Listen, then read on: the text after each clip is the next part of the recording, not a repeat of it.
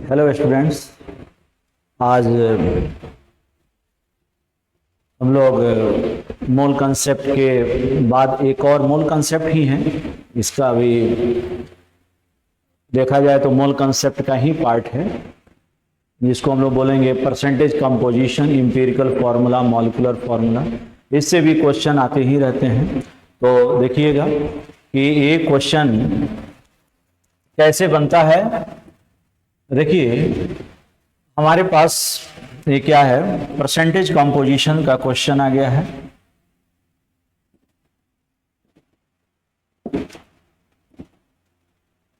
देखिए percentage composition by weight और by mass, percentage composition by weight by mass. इससे आप क्या समझते हैं, जैसे कोई कंपाउंड है और वह कई तरह के एलिमेंट से बना होता है। जैसे CO2 है, उसमें कार्बन भी ऑक्सीजन भी है। एसिटिक एसिड है, उसमें कार्बन ऑक्सीजन हाइड्रोजन है। मीथेन है, जिसमें कार्बन और हाइड्रोजन ही है। Na2SO4 है, जिसमें सोडियम है, सल्फर है, ऑक्सीजन है। तो इस तरह से एक कंपाउंड में डिफरेंट टाइप्स ऑफ एलिमेंट्स होते हैं और उनके परसेंटेज को मास के टर्म में अगर निकाला जाए तो हम लोग उसको क्या बोलेंगे, परसेंटेज कंपोजिशन। एग्जाम्पल से देखते हैं। जैसे मान लीजिए कि आपके पास ग्लूकोज है, तो ग्लूकोज का मॉलिक्यूलर फार्मूला आप क्या लिखते हैं, C6H12O6। इसमें क्या क्या है, कार्बन है, हाइड्रोजन है और ऑक्सीजन है। अगर आप मोलर मास निकालते हैं तो मोलर मास कितना होगा, 6 × 12। 6 कार्बन है, एक कार्बन का मास 12 होता है। 12 हाइड्रोजन है, 12 × 1 और 6 ही ऑक्सीजन है, 6 × 16। अब इसको मल्टीप्लाई करिएगा तो 72 आएगा, ये वाला 12 आएगा और ये वाला 96 आएगा। टोटल को सम करिएगा तो 120 आएगा। अब 180 में 180 में ये 72 जो है, 72 कंट्रीब्यूशन है किसका, कार्बन का। ये जो मोलर मास ग्लूकोज का आया, या फ्रक्टोज का भी मोलर मास 180 ही होता है। तो 180 में 72 किसका कंट्रीब्यूशन है, कार्बन का। 12 किसका कंट्रीब्यूशन है, हाइड्रोजन का। और 96 किसका कंट्रीब्यूशन है, ऑक्सीजन का। तो इसमें इस पूरे कंट्रीब्यूशन में इनका परसेंटेज के रूप में अगर निकाला जाए, परसेंटेज क्या होगा। देखिए जिस भी एलिमेंट का परसेंट निकालना है उसका मास ऊपर लिखेंगे, divided by mass of compound लिखेंगे और 100 से मल्टीप्लाई कर देंगे, क्योंकि हम लोग परसेंटेज निकाल रहे हैं। ठीक है, तो यही काम किए हैं। Percentage of carbon, mass of compound multiplied by 100। 72 by 180 into 100, ये कितना आ गया, 40%। इसी तरह से हाइड्रोजन का निकालिए, mass of hydrogen by mass of compound into 100। Calculate करिएगा, 6.66 आते जाएगा। इसको आप 6.67% बोल सकते हैं। इसी तरह से परसेंटेज ऑफ ऑक्सीजन निकाल सकते हैं, mass of oxygen by mass of compound multiplied by 100 और इसको कैलकुलेट करिएगा तो ये परसेंटेज आ जाएगा। तो अगर आपसे पूछा जाए कि इस एलिमेंट का परसेंटेज कंपोजिशन ग्लूकोज में क्या है, तो कार्बन का 40% है, हाइड्रोजन का 6.67% है और ऑक्सीजन का 53.33% है। आइए कुछ एग्जाम्पल इसका हम लोग देखते हैं। देखिए अब क्वेश्चन आ गया, find the percentage composition of element by mass in carbon dioxide. क्या है, कार्बन डाइऑक्साइड, वाटर, मीथेन और इथेनॉल। ये 4 कंपाउंड लिए गए हैं। CO2 में देखिए, एक कार्बन है 12 × 1, 2 ऑक्सीजन 2 × 16, 12 और 32। तो 12 कंट्रीब्यूशन किसका है, कार्बन का। 32 कंट्रीब्यूशन किसका है, बोलिए, ऑक्सीजन का। तो इसमें आप देखिए टोटल मास कितना हो गया है, 44। टोटल मास कितना है, 44। तो 44 टोटल एक कंपाउंड का हो गया। 12 बाई 44 इंटू 100। ऑक्सीजन का निकालना है 32 बाई 44 इंटू 100। इस तरह से कंपोजिशन आ जाएगा। H2O का निकालिएगा तो देख लीजिए, हाइड्रोजन का 2 पार्ट है, ऑक्सीजन का 16 पार्ट है। Percentage of hydrogen 2/18 into 100 11.11%। Oxygen 100 में से माइनस भी कर लीजिएगा तो आ जाएगा 88.89%। CH4 ऐसे ही निकाल लीजिए 12/16 इंटू 100 क्या आ जाएगा 75%। Percentage hydrogen 4/16 multiplied by 100 25%। तो इस तरह से हम लोग क्या कर सकते हैं कि परसेंटेज कंपोजिशन निकाल सकते हैं। इसी तरह से इथेनॉल का भी हम लोग निकाले हैं। इथेनॉल का टोटल मास कितना है बताइए। इथेनॉल का टोटल मास है 46। इसमें कार्बन का कंट्रीब्यूशन 24, हाइड्रोजन का 6, ऑक्सीजन का 16। बस 46 से तो सबको डिवाइड करेंगे। यहाँ पर देखिए 24/46, यहाँ 6/46, 100 से मल्टीप्लाई करेंगे परसेंटेज आ जाएगा। अच्छा, अगर किसी कंपाउंड में 3 एलिमेंट है, 2 का परसेंटेज आपने कैलकुलेट कर लिया, तो तीसरा का परसेंटेज कैलकुलेशन अगर आप कम करना चाहते हैं तो आप दोनों को जोड़ दीजिए परसेंटेज और 100 में से माइनस कर लीजिए, है ना। तो ऐसे भी आप निकाल सकते हैं। तो ये ऐसे ही परसेंटेज ऑक्सीजन यहाँ पर निकाला गया है और ये कितना है 100 माइनस इन दोनों का परसेंटेज जोड़ दिए माइनस कर दिए, ये जो डिफरेंस आया ये क्या हो गया परसेंटेज ऑफ ऑक्सीजन हो गया। इस तरह से हम लोग परसेंटेज कंपोजिशन बाय वेट निकाल सकते हैं। लेकिन जेई वगैरह में क्या करता है, आपके कंसेप्ट को चेक करता है कि सिर्फ आप एक ढर्रे पर रटे हुए हैं कि इसको एक्चुअल में समझे हुए हैं। इसलिए question percentage by weight syllabus में देता है। क्वेश्चन पूछते वक्त परसेंटेज बाय मोल पूछ सकता है, कुछ भी पूछ सकता है। अब देखिए यहां पर ये क्वेश्चन है और इसको हमने बताया भी है। देखिए क्या है परसेंटेज कंपोजिशन बाय मोल। अभी पहले हम लोग क्या पढ़े परसेंटेज कंपोजिशन बाय वेट पढ़े थे, अभी परसेंटेज कंपोजिशन बाय मोल। अगर हम 1 मोल CO2 लें तो उसमें 1 मोल यहाँ पर 1 है, तो 1 मोल कार्बन एटम है, 2 मोल ऑक्सीजन एटम है। दोनों को जोड़ेंगे, ऐड करेंगे इन दोनों को तो 3 मोल ऑफ एटम हो जाएंगे। तो परसेंटेज ऑफ कार्बन कितना हो जाएगा, mole of carbon divided by total mole of atom multiplied by 100, 1/3 into 100, oxygen का 2/3 इंटू 100। इस तरह से 33.33% और 66.67% आ गया। अब जेई में क्वेश्चन क्या पूछा, what is the percentage composition of carbon by mole in methane. By weight नहीं पूछा है, बाय मोल पूछा है। अभी अभी इस मीथेन का आपने परसेंटेज कंपोजिशन निकाला था, कार्बन का कितना आया था 75% आया था बाय वेट। लेकिन यहां पर आंसर 75% नहीं होगा, यहां पर आंसर 20% होगा। क्यों होगा, क्योंकि एक CH4 मॉलिक्यूल में 1 मोल कार्बन का है, 4 मोल हाइड्रोजन का है, टोटल मोल 5 मोल हो जाएगा। तो परसेंटेज ऑफ कार्बन कितना हो जाएगा 1/5।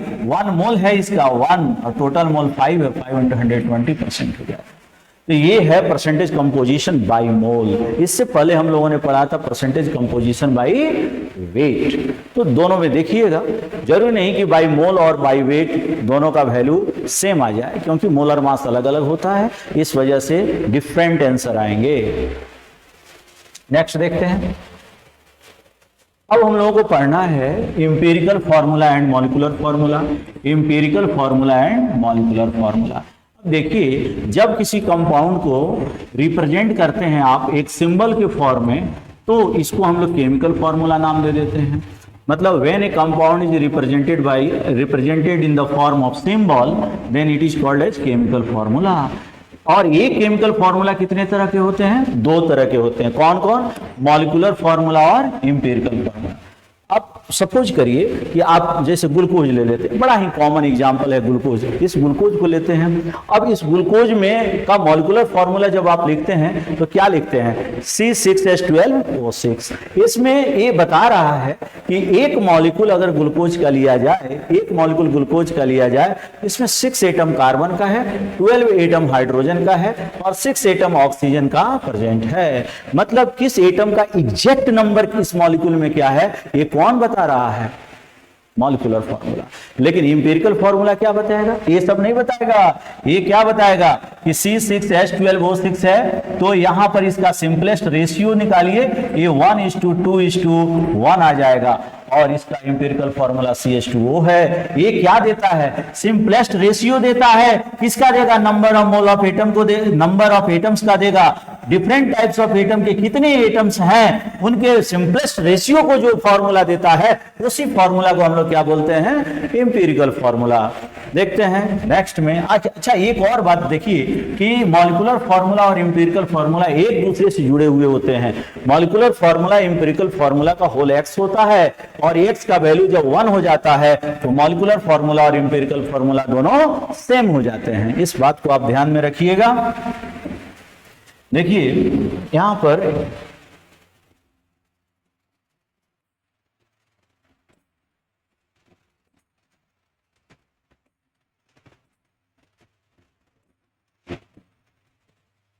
देखिए, यहां पर ये तो हमने जस्ट इसका डेफिनेशन लिख दिया है। डेफिनेशन लिख दिया है। क्या डेफिनेशन लिखा है? मॉलिक्यूलर फॉर्मूला क्या है? तो ऐसा केमिकल फॉर्मूला जो देता है एग्जैक्ट नंबर ऑफ एटम्स, जितने भी तरह के एटम्स हैं जो प्रेजेंट है मॉलिक्यूल के अंदर, उन्हीं को हम लोग मॉलिक्यूलर फॉर्मूला कहते हैं। The chemical formula which gives exact number of atoms of all types, है ना, present in the molecule is called as molecular formula. Empirical formula किसे कहेंगे? ऐसा केमिकल फॉर्मूला जो सिर्फ क्या देता है, सिंपलेस्ट रेशियो दे रहा है नंबर ऑफ एटम्स के, जो डिफरेंट टाइप्स के हैं लेकिन प्रेजेंट है मॉलिक्यूल के अंदर, लेकिन उसका एग्जैक्ट नंबर ऑफ एटम नहीं देता है, उसको हम लोग क्या कहते हैं, एम्पिरिकल फॉर्मूला। तो ये क्लियर हो गया कि केमिकल फॉर्मूला दो तरह के हैं, मॉलिक्यूलर फॉर्मूला और एम्पिरिकल फॉर्मूला। मॉलिक्यूलर फॉर्मूला किसी मॉलिक्यूल के अंदर जितने भी तरह के एटम्स हैं उनके एग्जैक्ट नंबर को देता है, जबकि एम्पिरिकल फॉर्मूला क्या करता है, एम्पिरिकल फॉर्मूला एग्जैक्ट नंबर को ना दे करके उस नंबर के सिंपलेस्ट रेशियो, जो सबसे छोटा रेशियो है, होल नंबर रेशियो, उसको देता है, उसको हम लोग एम्पिरिकल फॉर्मूला कहते हैं। देखते हैं, तो प्रश्न उठता है कि अगर एम्पिरिकल फॉर्मूला, अगर मॉलिक्यूलर फॉर्मूला किसी व्यक्ति को मालूम है तो क्या जरूरत है एम्पिरिकल फॉर्मूला की? ऐसी क्या जरूरत पड़ गई कि एम्पिरिकल फॉर्मूला हम लोगों को चाहिए ही चाहिए? देखिए, पहले एम्पिरिकल फॉर्मूला आता है। लैब में जब भी कोई केमिस्ट काम करता है तो पहले वह एम्पिरिकल फॉर्मूला को निकालता है और उसके बाद वह मॉलिक्यूलर फॉर्मूला को। तो हमारी मजबूरी है कि पहले हम एम्पिरिकल फॉर्मूला जाने, बाद में मॉलिक्यूलर फॉर्मूला को हम लोग कैलकुलेट कर पाएंगे। तो देखिएगा जरा, एक क्वेश्चन है। क्या है क्वेश्चन, जरा देखिए। कह रहा है कि when an organic compound is analyzed, then following percentage composition are obtained। Carbon का परसेंट इतना, हाइड्रोजन इतना, ऑक्सीजन इतना। तो बताइए एम्पिरिकल फॉर्मूला क्या होगा, मॉलिक्यूलर फॉर्मूला क्या होगा? और जबकि इसका मोलर मास 180 है, तो क्या किया गया है, एक चार्ट बना लिया गया, एक टेबल बना लिया गया। इस टेबल के सहायता से हम लोग आसानी से कैलकुलेट कर लेंगे। इधर एलिमेंट का है कॉलम, इधर परसेंटेज जो दिया गया हुआ, परसेंटेज को इसको वेट में कन्वर्ट कर दिया गया, जितना परसेंटेज था उसी को वेट बना दिया गया। उसके बाद number of mole, number of mole कैसे निकलेगा, नंबर ऑफ मोल कैसे निकलेगा बताइए? Number of weight by molar mass है, तो 40 बाई कार्बन का मोलर मास कितना, 12 है, 40 बाई 12, यहाँ पर 6.66 बाई 1, 53.33 बाई 16। कैलकुलेट करिएगा, ये 3.33 आया, ये 6.66 आया, ये 3.33। अब लास्ट जो स्टेप है उसमें क्या करना है, सिंपलेस्ट रेशियो। सिंपलेस्ट रेशियो निकालने का सबसे आसान तरीका क्या है कि इसमें कंपेयर कीजिए कि जो नंबर ऑफ मोल सबसे छोटा है उसी से सब में डिवाइड कर दिया जाएगा तो सिंपलेस्ट रेशियो निकल जाएगा। तो यहां पर जो सिंपलेस्ट रेशियो आया 1:2:1 आया। एम्पिरिकल फॉर्मूला तो क्या हो जाएगा, CH2O हो जाएगा। एम्पिरिकल फॉर्मूला मास अगर इसको जोड़ें तो 30 आ जाएगा। X कैसे निकलता है, molecular formula mass by empirical formula mass, value put करेंगे। अच्छा, 180 क्वेश्चन में दिया हुआ है, जो मोलर मास है उसी को हम लोग क्या बोल रहे हैं, एम्पिरिकल फॉर्मूला मास। तो एम्पिरिकल फॉर्मूला मास जो है उससे डिवाइड करेंगे और x निकल जाएगा। हमको एक चीज मालूम है कि मॉलिक्यूलर फॉर्मूला, एम्पिरिकल फॉर्मूला का x टाइम्स होता है, तो CH2O का यहाँ पर 6 से मल्टीप्लाई कर देंगे, क्या आ जाएगा, C6H12O6। यही ग्लूकोज या फ्रुक्टोज हो सकता है। तो देखिए जरा यहाँ पर क्या करना है, हम लोगों को क्या सीखना है, कौन कौन से स्टेप हैं जो इंपॉर्टेंट है, इस चीज को देखिए। देखिए यहाँ पर इंपॉर्टेंट स्टेप्स क्या क्या हैं। इंपॉर्टेंट स्टेप्स क्या क्या हैं? पहले स्टेप में कन्वर्ट कर दीजिए परसेंटेज को वेट में, दूसरे स्टेप में मोल निकाल लीजिए वेट बाय मोलर मास से, तीसरे स्टेप में सिंपलेस्ट रेशियो निकालिए जैसे हम लोग निकाले थे कि जितने मोल आए उसमें सबसे छोटे वाले से सारे मोल में भाग दे देंगे, तो यहाँ पर ये क्या होगा? Simplest ratio. उसके सहायता से इंपेरिकल फॉर्मूला लिखिए, उसका इंपेरिकल फॉर्मूला मास, बाद में आप एक्स निकालिए और इस एक्स के सहायता से आप मॉलिक्यूलर फॉर्मूला को लिख लीजिए। ये 7 स्टेप है, इस 7 स्टेप को 1 बाय 1 फॉलो करना है और उसके बाद हम लोग इंपेरिकल फॉर्मूला निकालने में सफल हो जाएंगे।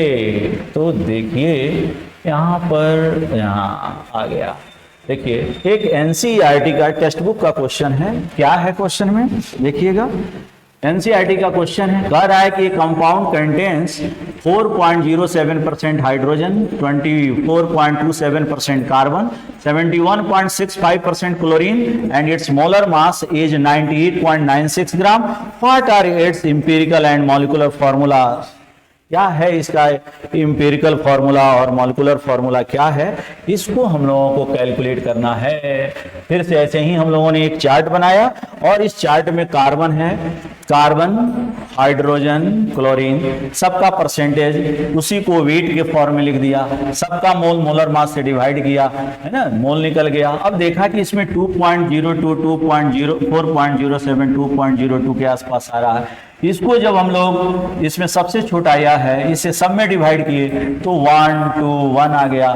फिर से वहीं आ गया कि 1:2:1। इंपेरिकल फॉर्मूला क्या हो जाएगा? 1 कार्बन, 2 हाइड्रोजन, 1 क्लोरीन है। इस तरह से इंपेरिकल फॉर्मूला आ गया। इन सबों के मास को जोड़ देंगे तो इंपेरिकल फॉर्मूला मास आ जाएगा।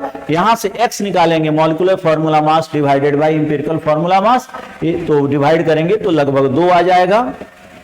ठीक है, देखिए इधर ये 2 वैल्यू आ गया है ना, ये 2 आ गया। इसी 2 को ये होल ट्वाइस हो जाएगा। इंपेरिकल फॉर्मूला का होल x है तो यहाँ पर CH2Cl का होल ट्वाइस मतलब C2H4Cl2 हो जाएगा। ये एनसीईआरटी का क्वेश्चन था। ठीक है, अब जरा देखते हैं,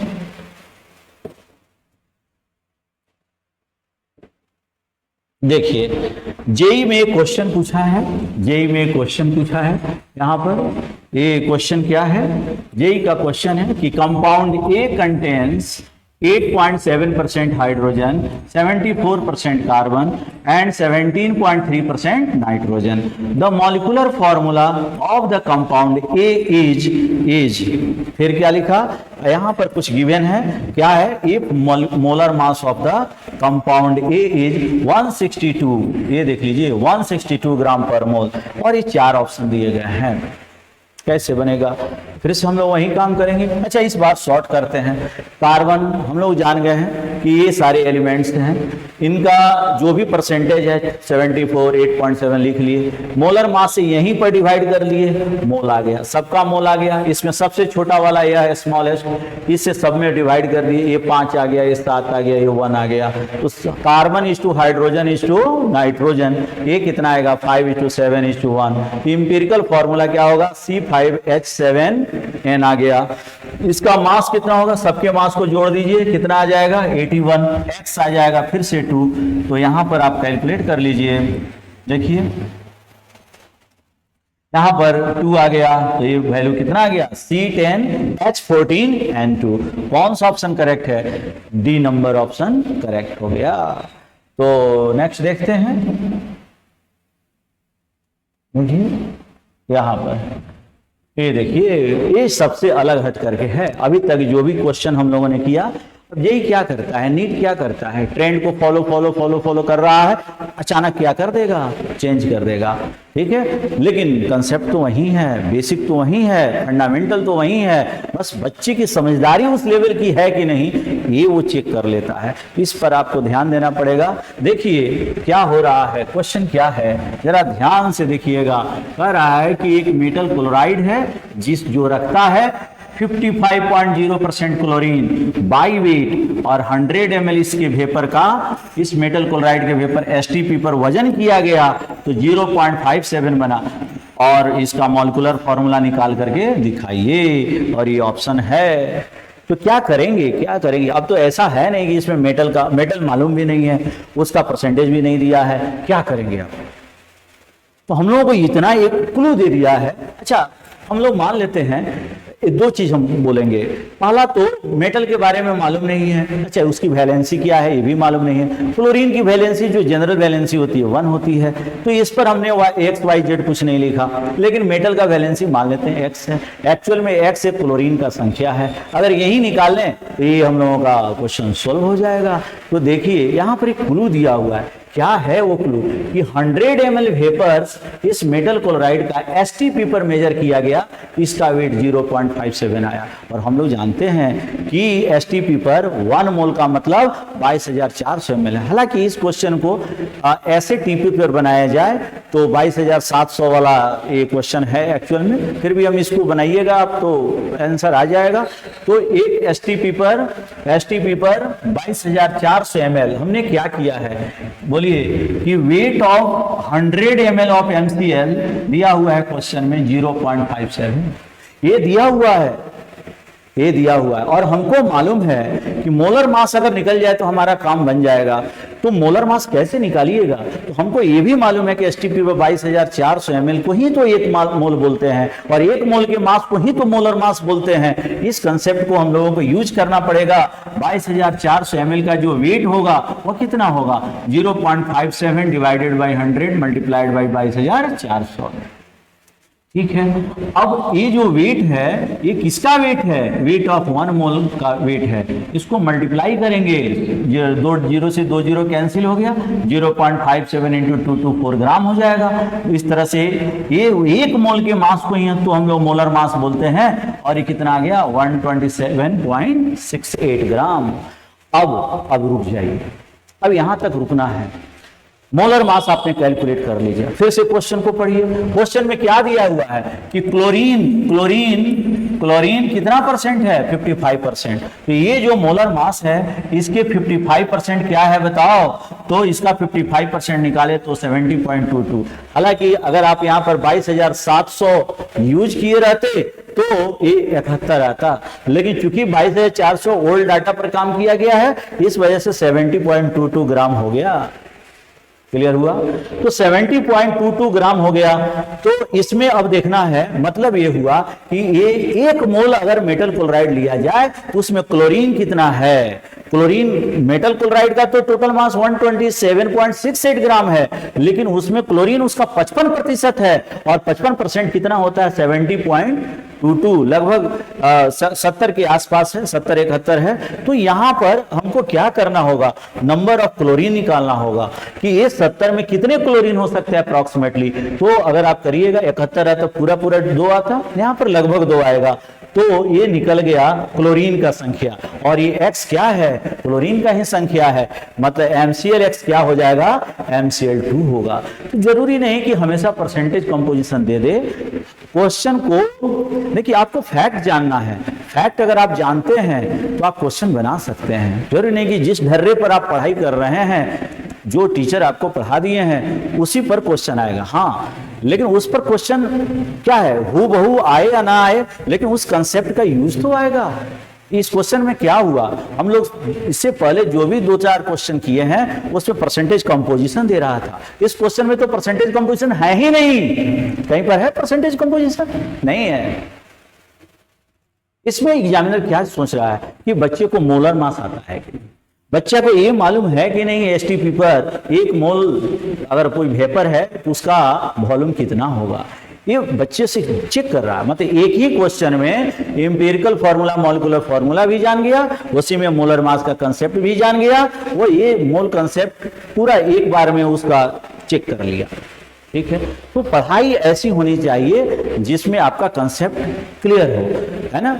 अगर आप हमारे वीडियो से कुछ सीख रहे हैं, आपको बेनिफिट हो रही है, अगर आप पहली बार मेरी वीडियो को देख रहे हैं तो आप सब्सक्राइब कर लीजिए, वीडियो को लाइक करिए, और आपको बहुत बहुत धन्यवाद मेरे वीडियो को देखने के लिए। Thank you very much.